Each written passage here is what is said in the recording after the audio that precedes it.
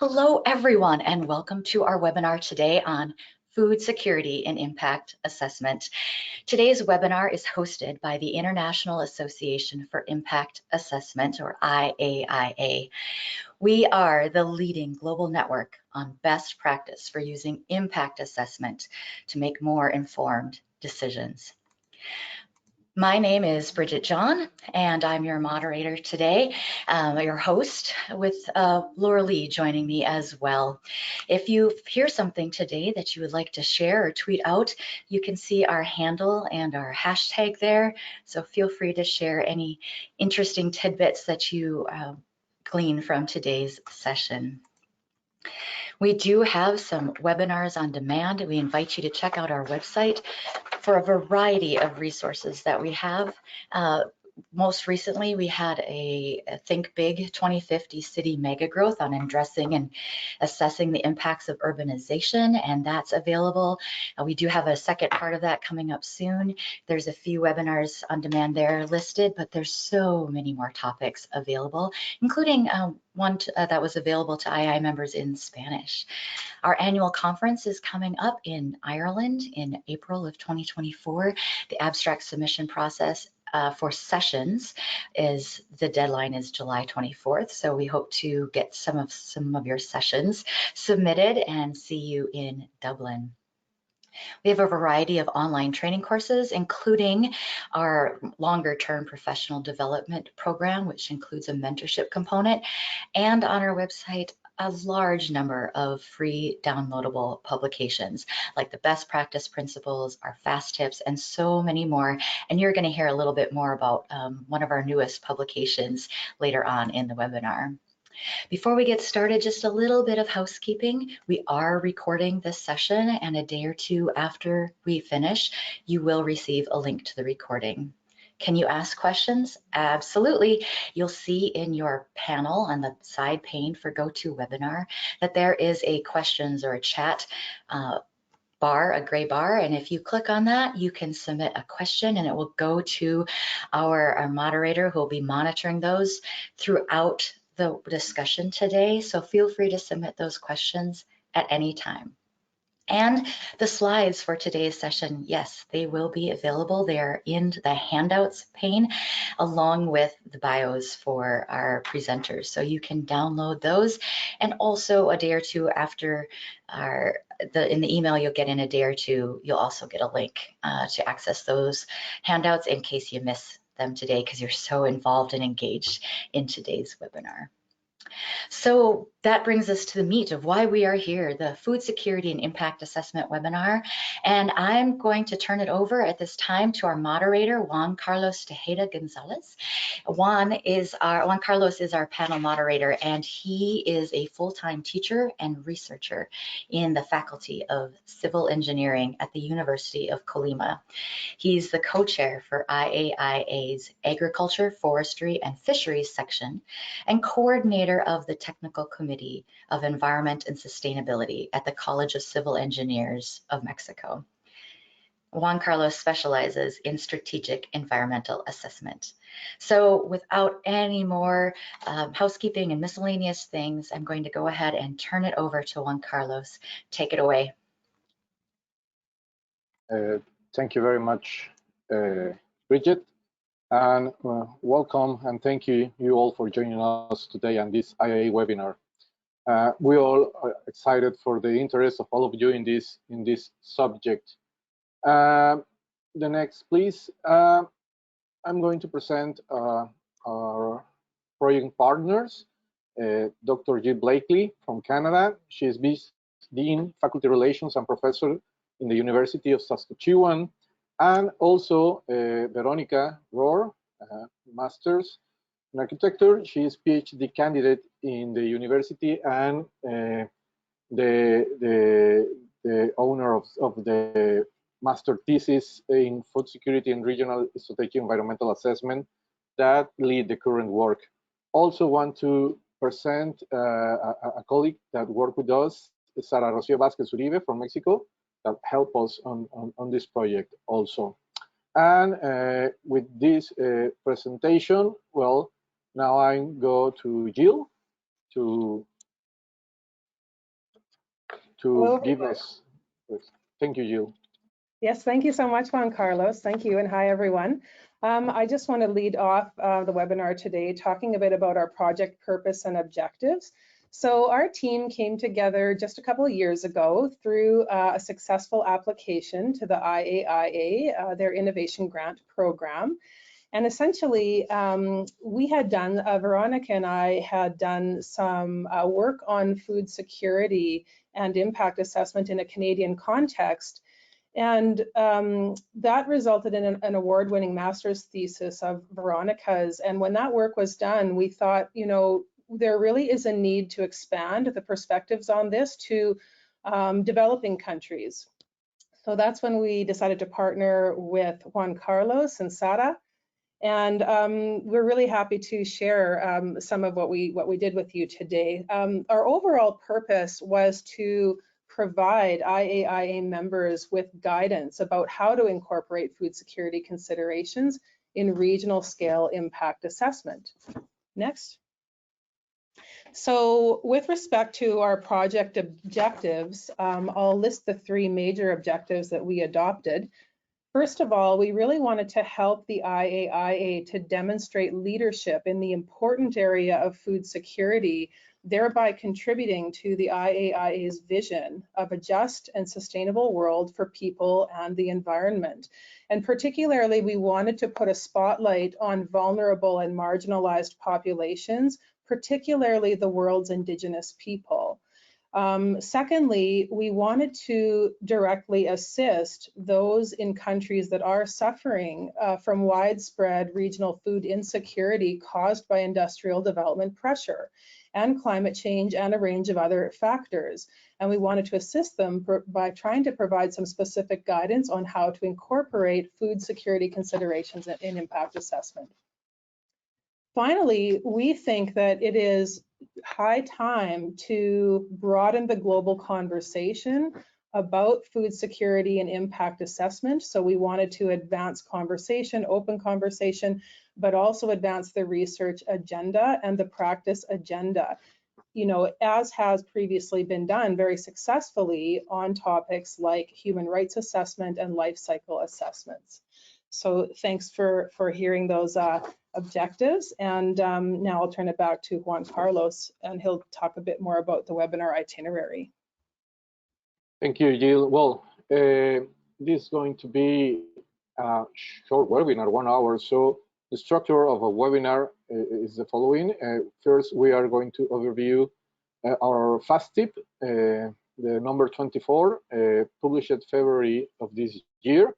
Then we are going to discuss the primer of integrating food security into impact assessment, and at the end we'll have a space roughly around 15 minutes to have some of the questions and discussion from the audience. So now we'll go with Veronica, who will be presenting us an introduction to food security and impact assessment. Thank you, Juan Carlos, and thank you to IAIA and everyone attending today. I'm thrilled there are so many interested in this topic, integrating food security and impact assessment.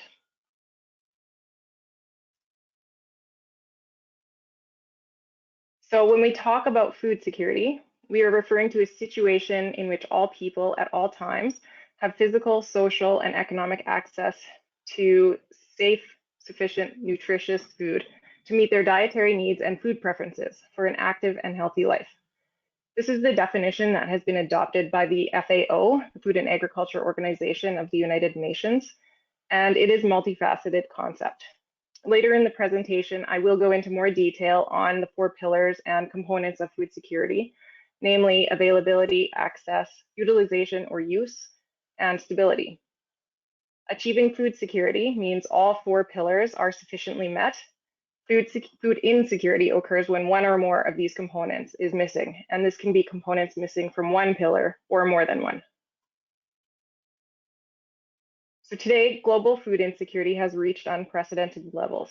As per World Health Organization's estimates, over 2.3 billion people across the globe are grappling with moderate to severe food insecurity.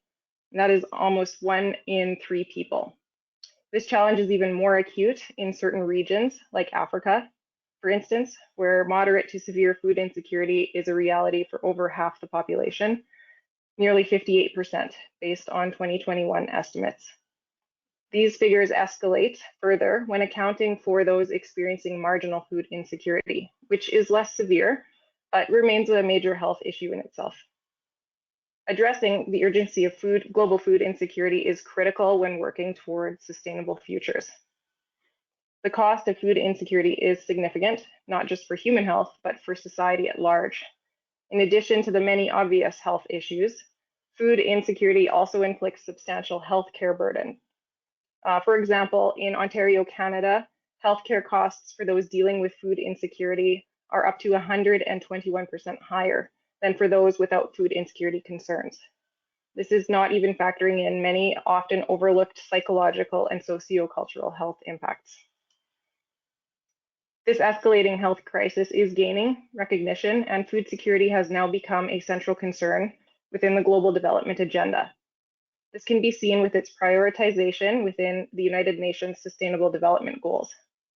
There are elements of each of the 17 Sustainable Development Goals that do relate to food security in some way.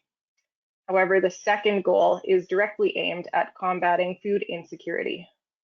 The goal underscores that there is an urgent need for global action in this area. Food security can be significantly affected by environmental and social pressures, often arising from industrial developments.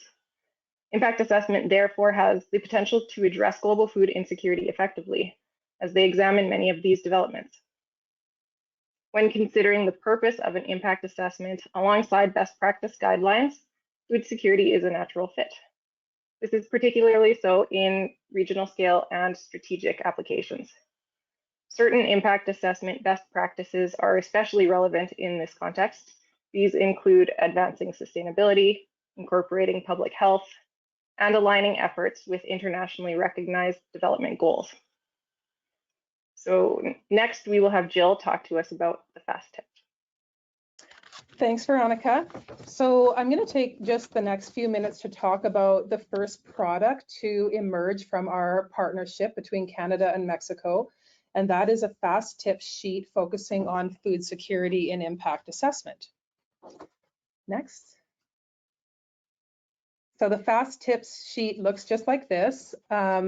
It's now widely available to IAIA members. It was posted earlier this year on the website in February 2023. So like all FAST tips, it begins by introducing core concepts. It talks about what food security is. It talks about the connection of food security and impact assessment. And then probably most importantly, it goes on to some tips, 5 important things to know, 5 important things to do. So I won't read them all to you today, of course, but I do want to touch upon one from each of those categories that I think is especially important. So when you're getting started in this area, it's very important to know, as Veronica already mentioned, that food security is linked to psychological and socio-cultural health. The thing is that if we don't have food security, it can lead to severe stress, not only for the individual, but for the community.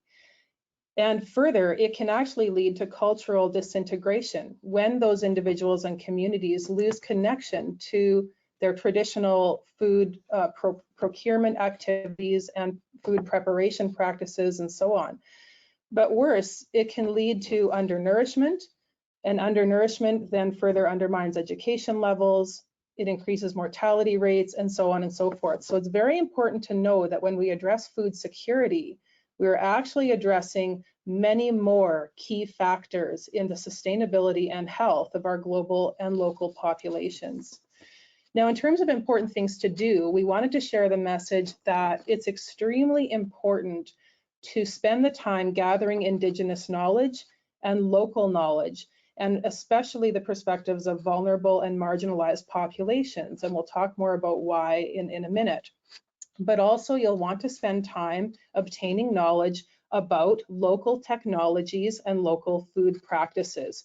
So all of that context is extremely critical when you're getting started in terms of food security integration and impact assessment. Next. So that was just a brief overview of the FAST tip, but now our team is going to present in a little more depth the contents of a new product, our second product, and this is called Integrating Food Security into Impact Assessment, a primer. This is a 20-page, approximately 20-page plain language document that is now complete and in draft form and under review by the IAIA. So we're going to talk about the contents of the primer as a team, and Veronica is going to start off by defining the 4 pillars of food security in a little bit more detail. Thank you, Jill. As previously mentioned, food security is multidimensional and consists of 4 pillars. So I'll go into a bit more detail about those pillars now. Availability refers to the quantity of food that is available or food supply. Access refers to the financial, physical, and social means to acquire food. So this involves the capacity to obtain preferred food items in a manner that is socially acceptable, legitimate, and empowering. Utilization refers to the application and outcomes of food use. This includes nutritional impact, food quality, economic outcomes, and the capacity to partake in culturally and socially important practices surrounding food, such as preparation, ceremonies, consumption, and so on. And stability addresses the resilience and sustainability of the previous 3 pillars over time. This could include consideration of the capacity to withstand economic or environmental shocks, for example. So this 4-pillar understanding of food security is not always well understood. In many instances, interpretations or understandings of food security are anchored in past conceptions.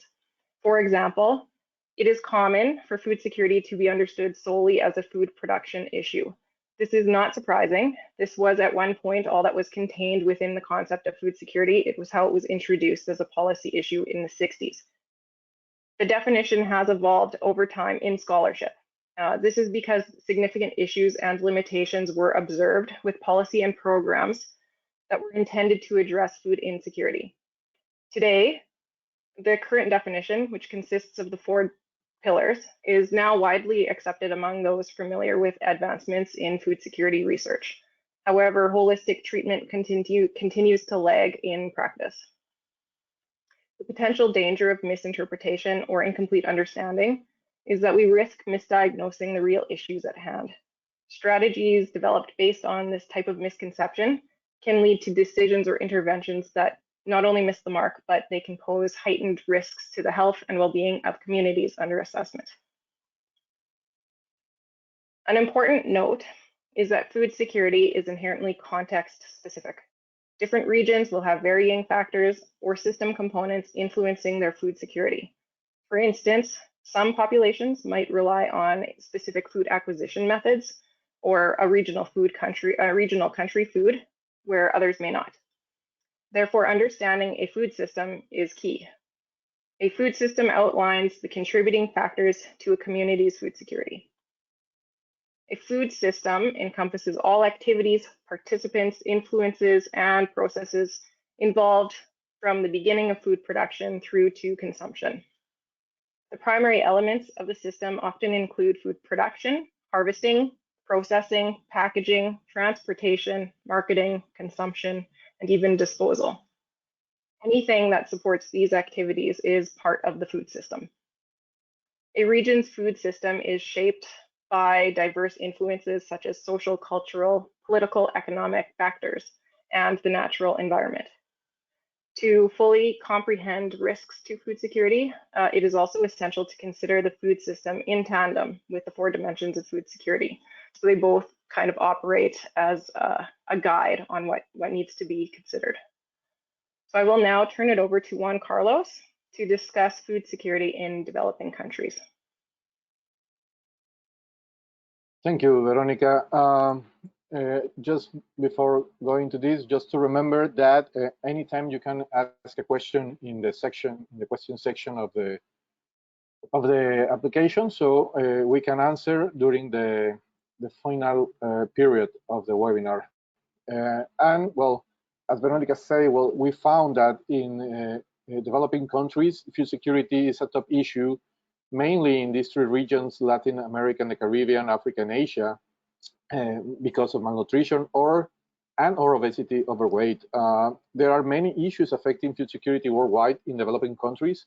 Climate change is at the top, but there are also important urbanization and aging. And the specific context for this region make countries within them the most vulnerable to environmental effects from development activities from local and foreign actors. And also we found that measuring food security in developing countries is too complex because of the structure. So it is important to download to smaller scales instead of national, maybe some regional assessments. And we will go now with Jill, that she's going to talk about the state of the research. Thank you. So our team spent a fair bit of time combing through the literature that exists in impact assessment that would be related to food security. And what we found is that, in fact, the topic of food security is quite nascent in impact assessment, discourse, and practice. So for the most part, we are finding this really is a new topic of conversation. And we are also finding that for the most part, it's a new topic of research investigation. Studies to date within impact assessment literature often focus on single aspects of food security, such as agricultural productivity, farming practices, and contamination of a key food species. What is more rare to find is impact assessment research that treats food security in the four-pillar fashion that it needs to be, and that Veronica mentioned earlier.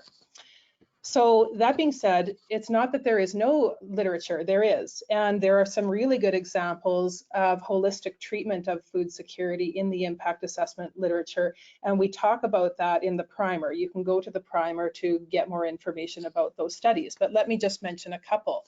So for example, already in the 1970s in Canada, we had the Mackenzie Valley Pipeline Inquiry, which was directed by the Honorable Justice Thomas Berger.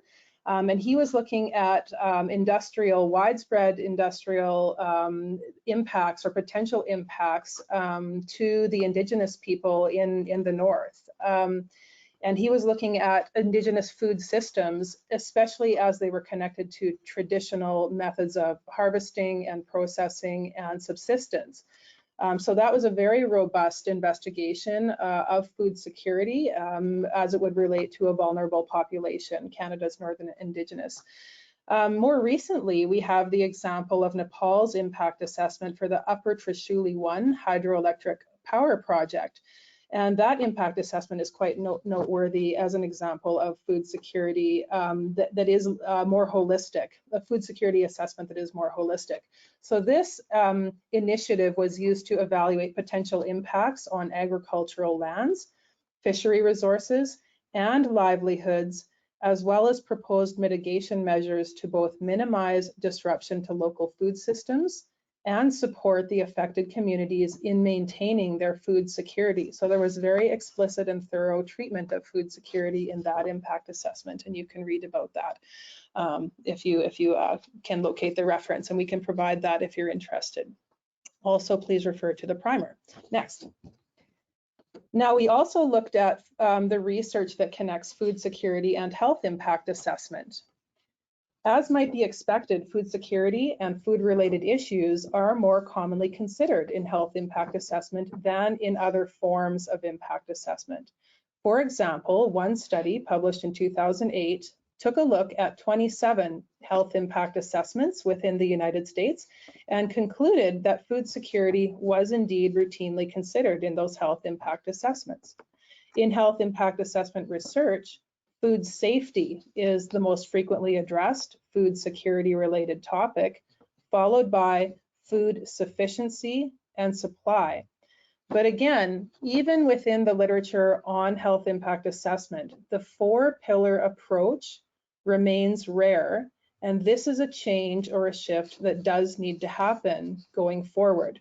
And now I'll turn it over to Juan Carlos to talk about the connection in research between food security and strategic environmental assessment. Thank you, Jill. Well, about food security in strategic environmental assessment, we found some examples about its applications in projects assessing agriculture plans for different countries and other examples of that.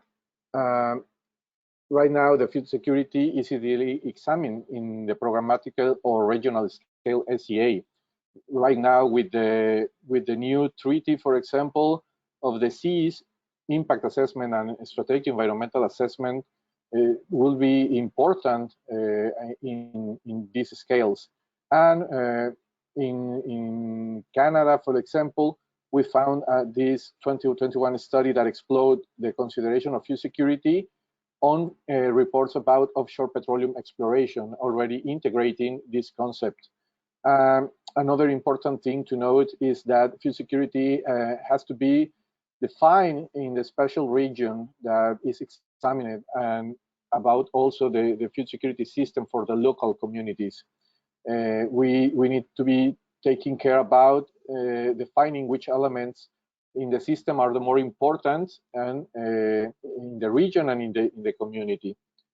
Next, please.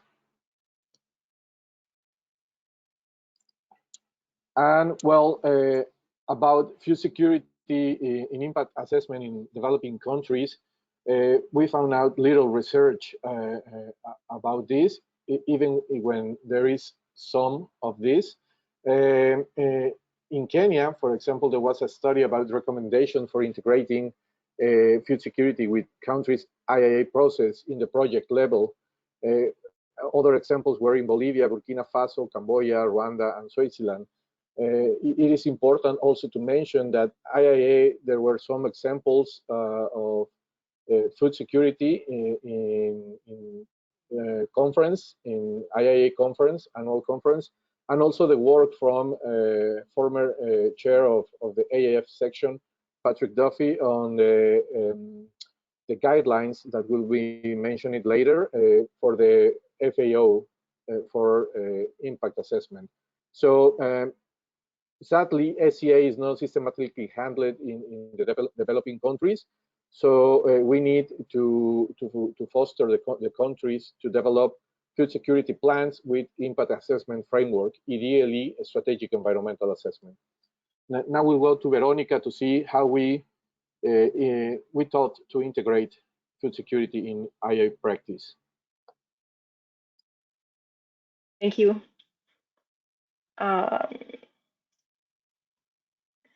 So to start off, the first phase in any impact assessment is scoping. In the early scoping phase, it is critical to gauge the importance of a region's significance to the food security of the local communities and its role to the larger food supply chains. This process involves a thorough characterization of the regional food system.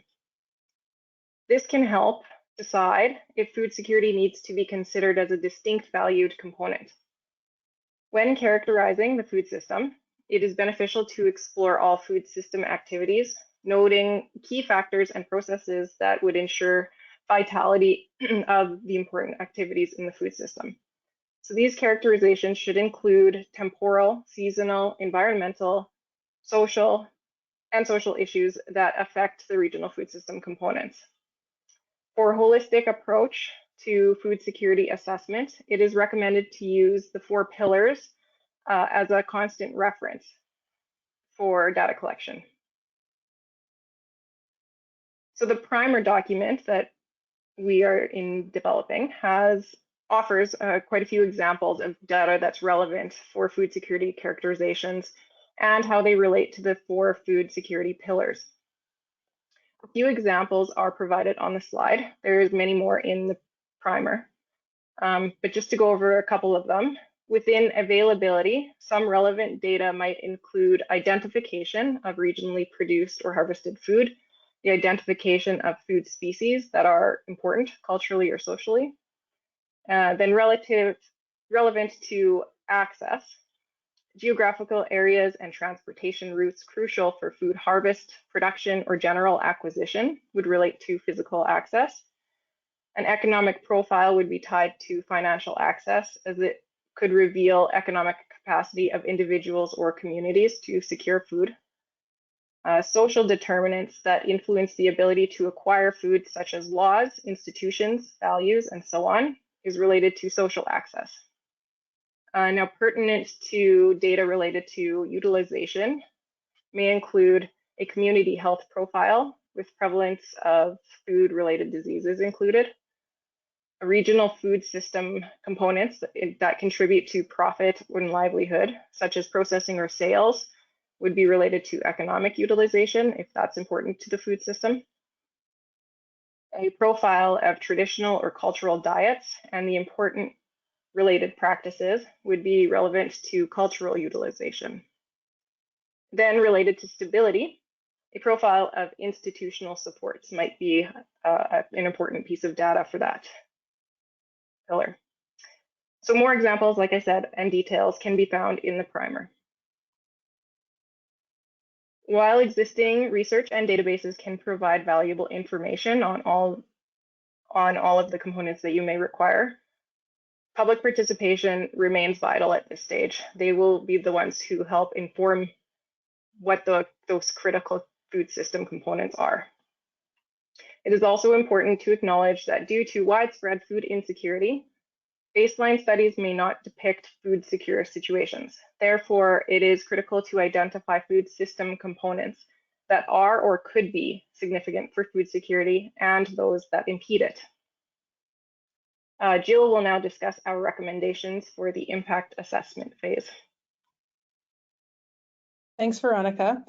So any good practice impact assessment considers direct and indirect impacts, short-term and long-term implications of the development going forward, and of course, cumulative environmental effects. So all of the established phases of impact assessment and good practices for each one of those phases still apply when we're considering food security.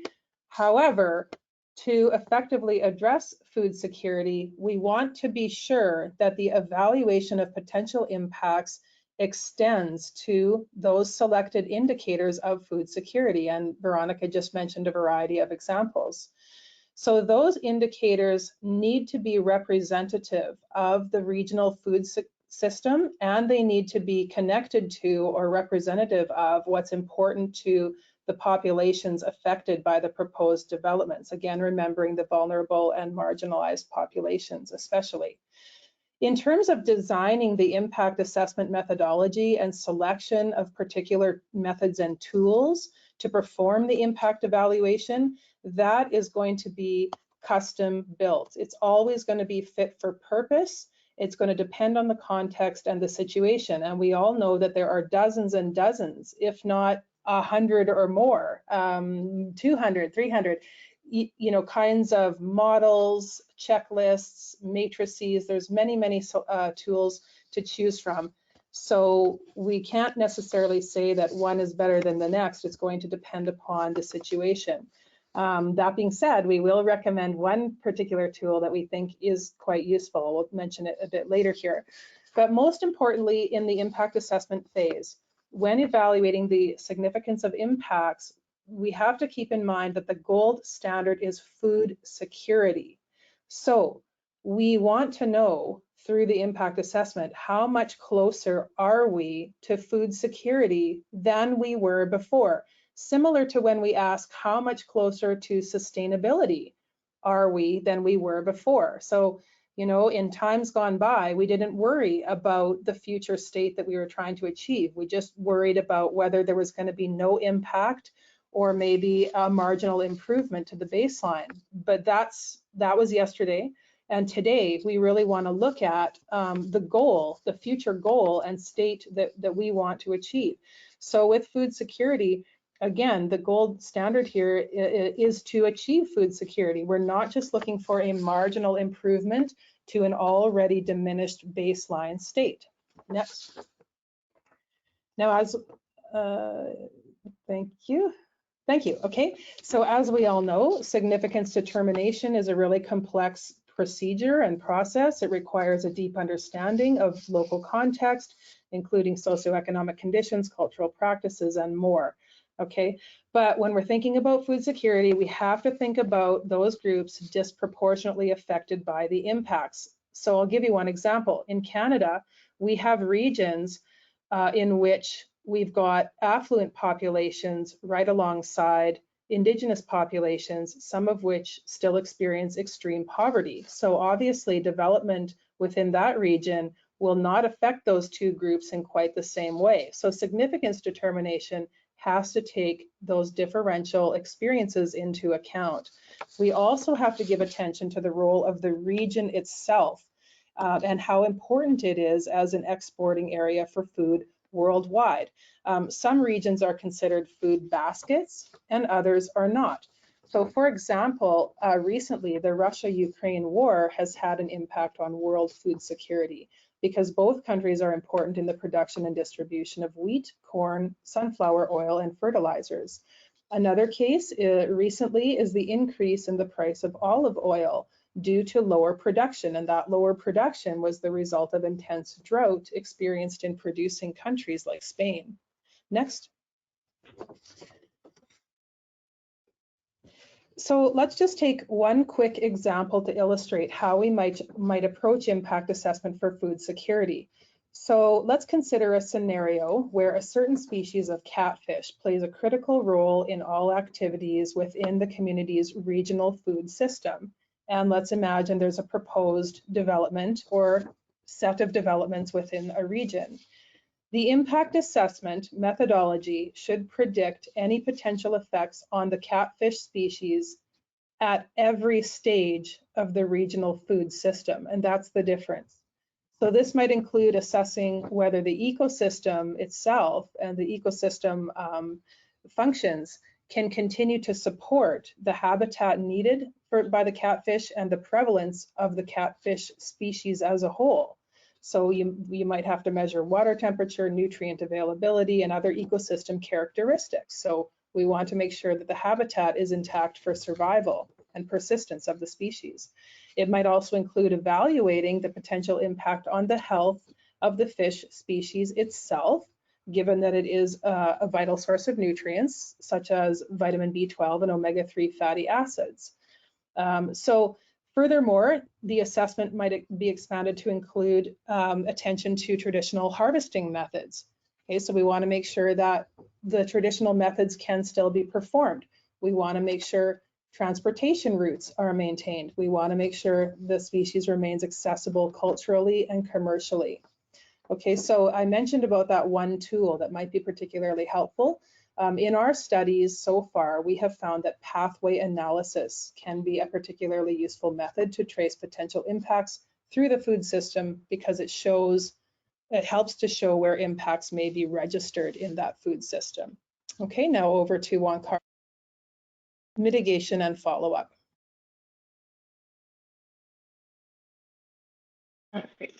Sorry to Veronica, my apologies. Okay, so there are a few key recommendations for mitigation and follow-up that align with impact assessment best practices. Notably, developing mitigation measures and follow-up programs to minimize impacts on food security will always depend, as we have stressed before, on an approach that is sensitive to the specific context. Again, the significant role of public participation cannot be overstated. It ensures that these measures are tailored to the specific needs, distinct features, and conditions of a community. Follow-up programs should involve ongoing community engagement as well to track and make room for necessary changes. And the use of adaptive management strategies where mitigation measures are refined based on monitoring program results and community feedback allows for swift identification and resolution of any unanticipated impacts. This will keep a focus on sustaining and enhancing food security. Now, in addition to best practices, there are also some additional considerations for mitigation and follow-up when integrating food security. First, monitoring and follow-up programs should not only focus on mitigating impacts, but also monitoring changes to the food system features. Developing targeted training and capacity building programs may also be an instrumental tool in enhancing the community's resilience to potential disruptions to their food system. Such programs might include strategies for sustainable agriculture, education on alternative food sourcing, and establishing locally controlled food reserves to mitigate against potential shortages, for example. And finally, implementation of food system impact offsets could be considered. This is similar to biodiversity offsets in environmental impact assessments. And these would involve improving food security in another related area, to compensate for potential adverse impacts. For instance, supporting community farming initiatives or food storage and preservation infrastructure development could act as potential offsets, as long as the offsets are acceptable to the communities affected. So based on all that we've discussed, it may seem as though incorporating food security perspectives into impact assessment could add a significant amount of extra work. There's a lot of information, it can seem overwhelming, and in some cases, this may be the case. However, many elements relevant to food security are already being considered in impact assessment. The key is they aren't always viewed through the lens of food security. Taking the initiative to revisit and reframe the assessment holistically with food security in mind can make a difference with respect to food security outcomes and help ensure the decisions are sustainable and also uphold social justice. So now that I've given you some of our best recommendations for mitigation and follow-up, we are done going over the impact assessment process. And we will now zoom out again and talk about the possibilities for the international research agenda and how to progress practice globally. Not much time. For sake of time, I will just go over a couple of these, but with respect to progressing research, future research could focus on identifying and optimizing best practices specifically to address food security across different impact assessments, development sectors, and diverse global contexts. Case studies and comparative analysis should also be carried out to examine current integrations of food security into impact assessment. And this can help identify areas for improvement, but it can also help contribute to identifying best practices. And just one more, I'll say, identifying and evaluating key regions within global and regional supply chains can contribute to more effective risk management strategies for global food security. So these are just a few possibilities in this new emerging field of study, and there is a lot of space here for additional research. With that, I will now pass it over to Jill to discuss possibilities for progressing practice. Thanks, Veronica. I'll also keep this brief because you can read about it in the primer. I just actually want to focus on one key area of progressing practice that I think is really, really important, and it actually is around the meaningful engagement with relevant stakeholders. And we've talked a lot about how we need to include vulnerable and marginalized populations and put the focus on them, collect data with them and through them. And all of that, but the key to remember here, like to progress practice, we have to think carefully on how they will be engaged, because as we know, even though we have a lot more technology for communication at our disposal, in fact, that technology is not necessarily widely accessible to the populations that you would need to speak to in the impact assessment. So it may take some really careful planning to figure out how to engage the Indigenous people with whom you want to partner. Okay, and so with that, then I'll turn it back to Juan Carlos. Thank you, Jill. Well, we are showing to you some examples about the research that we found, and we thought that it would be useful for all those interested in these subjects. A couple of food security and a couple of integration of food security in impact assessment. BOSIX presents an analysis on the food security policy effectiveness of the component of food availability and access in 2 developing countries, while Erickson outlines a framework for studying the multiple interactions of broadly defined food systems with global environmental change and evaluating the major social outcomes affected by these interactions. In the other hand, in the integration of food security and impact assessment, the paper from ROAR present a conceptual and methodological framework to assess the food security in regional strategic environmental assessment. And also, well, as mentioned earlier, the guidelines from the Food and Agriculture Organization of the United Nations about how to implement impact assessment in FAO field projects. So there are more examples. You can see it in primer. And well, as closing remarks and to pass to the questions and some of the discussion, we want that this project presented today represents an initial step towards the integration of food security into impact assessment beyond the project level scale. We know that there have been work that we have found during our research of integrating impact assessment in the project level. But well, we thought that this initial step into regional or strategic environmental assessment level will be help to all the interested. And also, well, the accompanying guide offers foundational advice, providing key principles and methodologies for this integration. As an emergent field of study, it is expected that this guideline will be further refined and developed through future research and practical applications.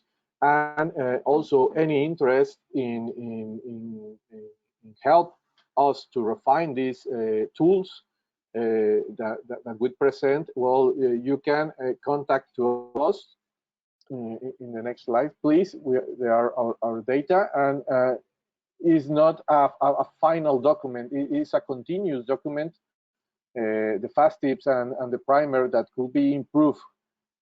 We need, as Jill said, more research, more examples, and well, this is an open invitation to participate, and you can contact us. And now we have time for the questions that some attendants in the audience have give to us, and I will ask to Jill and to Veronica to open your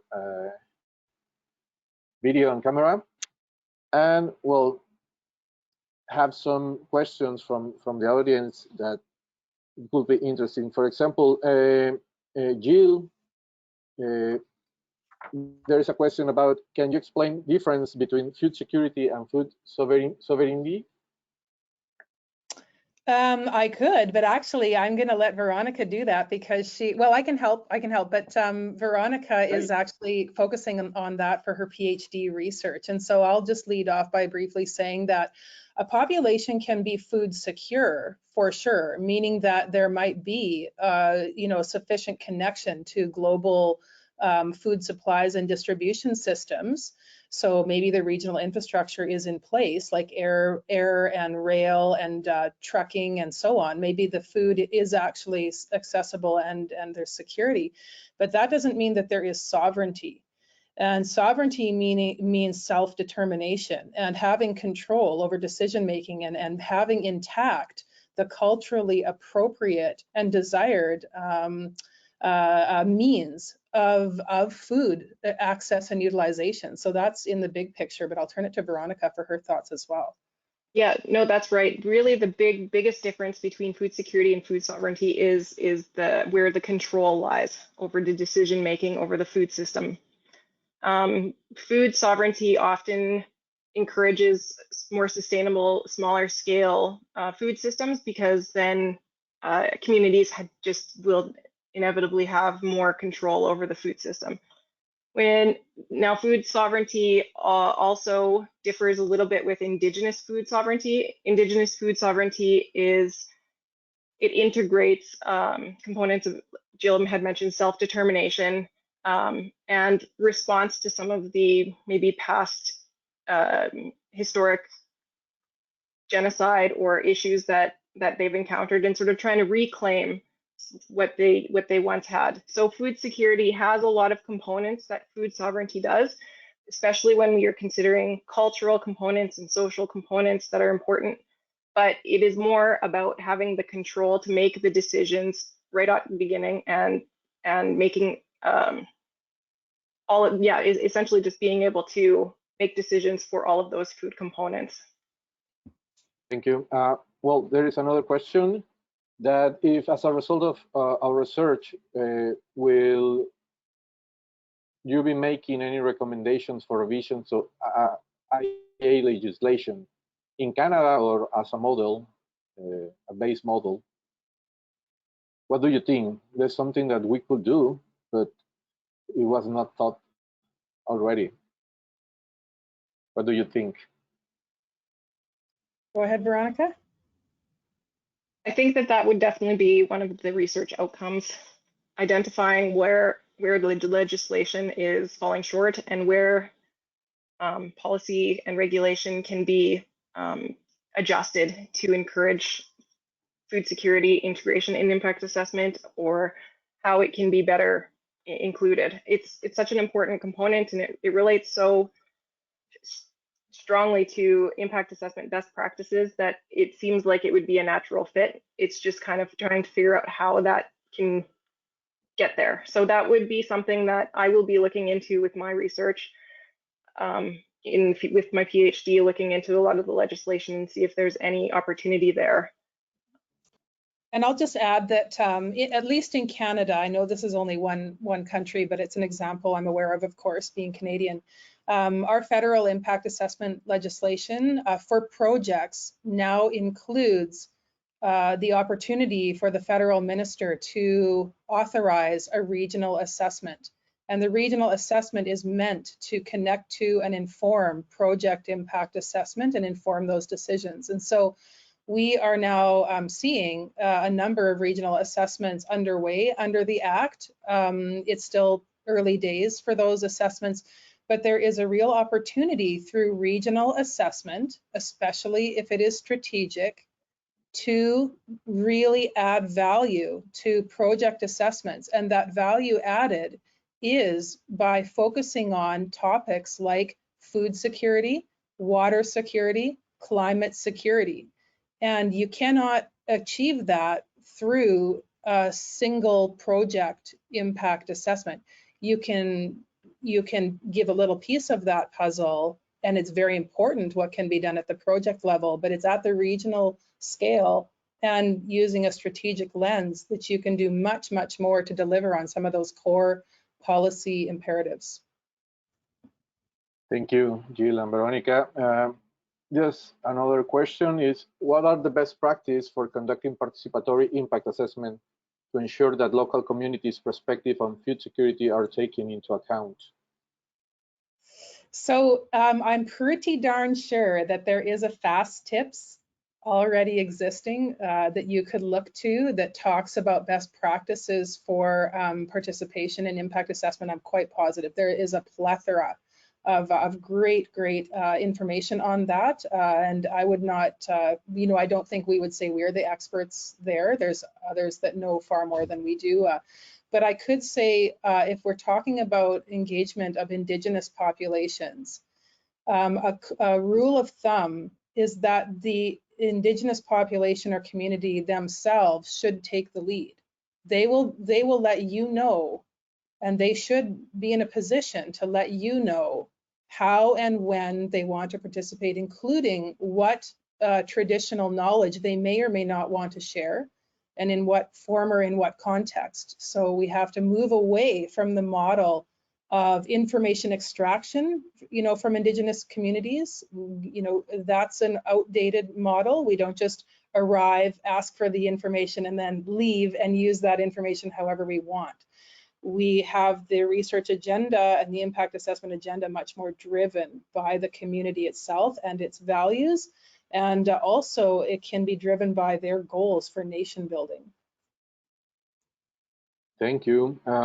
I will be taking the next one. It's regarding ACA, how to measure and what are the main variables that we could infer about the spatio-temporal changes in food security impact assessment.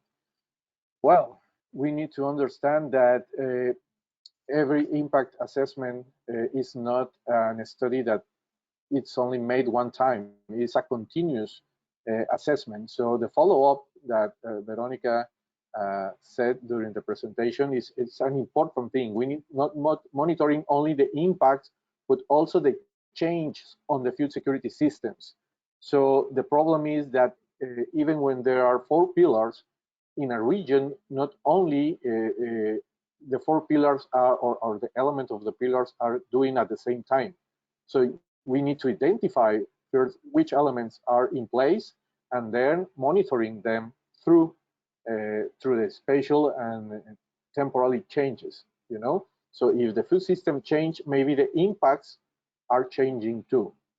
So that would be could be said regarding to SEA in that part, but we need to bring back to the elements or the 4 pillars for the food security. And well, there is other one. Let me tell.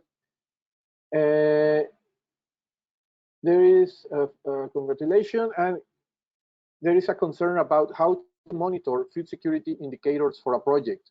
When there are multiple factors impacting the 4 pillars, how to set mitigation goals that are possible to achieve for a project implementer. I don't know, Veronica, do you want to go there? Could you just repeat the end of that question? Yes, how to set mitigation goals that are possible to achieve for a project implementer. Right. Yeah, there is a lot of different tools that you use to get this information, and one of the recommendation that I usually think of is when you assess and characterize some of these main components, probably resulting early on in public participation, it'll give you some idea of where you need to go with indicator selection, and then you have somebody on staff that will then start scoping out those indicators and tools that would be appropriate for the assessment. I don't know if I answered your question so much, or if Jill has anything to add. Well, I think the question was sort of how do you make mitigation realistic? Is like how do you realistically mitigate and monitor these things? Yeah, I mean that's a perennial question in impact assessment, no matter what form of impact assessment, no matter what we're focusing on in the evaluation. So all of this is dependent upon time, resources, capacity, ability, and there is good literature out there on good practices for mitigation and monitoring. And I would just actually say again, I think this is an area that we have good guidance already available to us as practitioners worldwide. So I would look to the established guidance on that, and it will be again on a case-by-case basis, depending who's involved and what they can achieve, what they're able to do together. Well, thank you, Jill and Veronica. Because of time, well, we're going quickly to a last question. And what is the best method to apply this food security into IA? I believe Jill mentioned it. There is not a perfect method. There are multiple methods, and it has to be used as is fit in the context of the region, the country, the person that is making, or the group that is making this type of projects to integrate. We are just giving up like some recommendations about that. And well, just to close, also the studies from Canada are referenced in the primer, so there will be available in the document. And well, I will close with this and thank you all for assisting to this webinar. Thank you very much.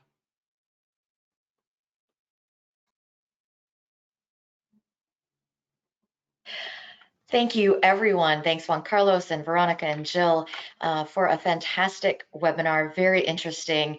I believe, as Jill said, there's not a lot of information out there, but there is some. And so we're very pleased and grateful to you all to have put together some more publications and information to add to that field of information. So thank you. There were a lot of questions we couldn't get to, but we appreciate you posting them all and joining us today. We do have some upcoming webinars that you might also be interested in. On July 6th, we have one on digital impact assessment, enhanced environmentally integrated design enabled by digital advances. And so this is one in our series on digital impact assessment, so a great one coming up. We also have our next installment of our Think Big series. So it's more than just a webinar. There's several pre-recorded sessions that you can watch on your own. They'll be released soon, and then we will have a live webinar with some of our panel presenters so that you can engage with them, and that registration will be opening soon, so watch our website for that. So we hope that you found some things that were valuable to you. We just wanted to toss out one more time. Our handle is at IAIA Network. If you want to join us and follow us on social media, and our hashtag for anything that you saw today, hashtag IAIA webinar, if you want to tag any tidbits that you find there. So we know that your time is valuable. We hope this was valuable to you as well. See you next time.